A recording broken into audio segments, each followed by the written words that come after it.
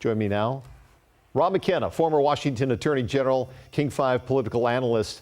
Rob, let's start with your general reaction to the speech last night. A lot of Republicans call it a victory. Democrats, not so much. Your thoughts as a Republican? I thought it was a speech that was entirely targeted to his MAGA base, which was logical because he wants to tell his base, who turned out for him and gave him a majority of the vote in this country, that he's doing the things he said he would do. So I think it's a promises made, promises kept kind of theme. And in that way, it wasn't that surprising. Nor was it surprising that it was the longest presidential speech to Congress in modern history.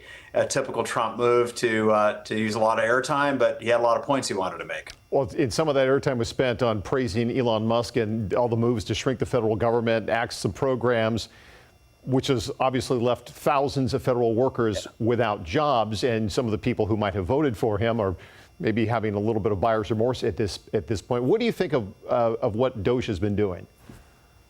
Well, I think that I think the president's entitled to have advisors to tell him where to go look for cuts, and prior presidents, including Barack Obama, had commissions that were formed to do that very thing.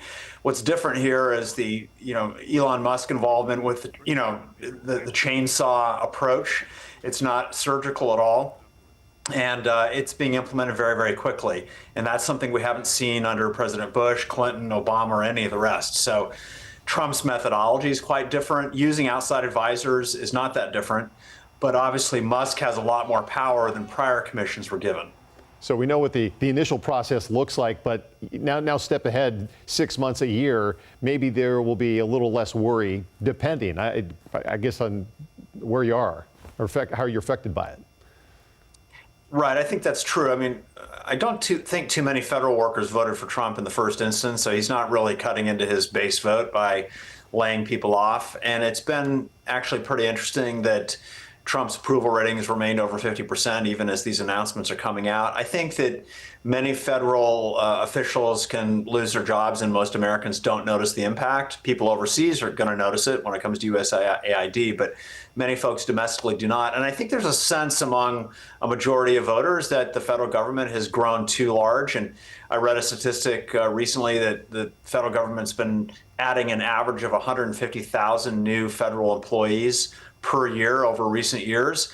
I think that Americans often have an intuition when things are going off the rails a bit, and even many Democratic commentators are saying, look, some changes are needed. But obviously, when President Trump complained about, quote, unelected bureaucrats thwarting his agenda at times, the Democrats were laughing pretty loudly because, of course, Elon Musk is unelected. So there's room on both sides to criticize and complain and accuse the other side of hypocrisy. Really quickly, we have to talk tariffs. The president admitted that Americans are going to be feeling the pain for a while as prices for pretty much everything is going to jump. Anything coming from Mexico or Canada or China.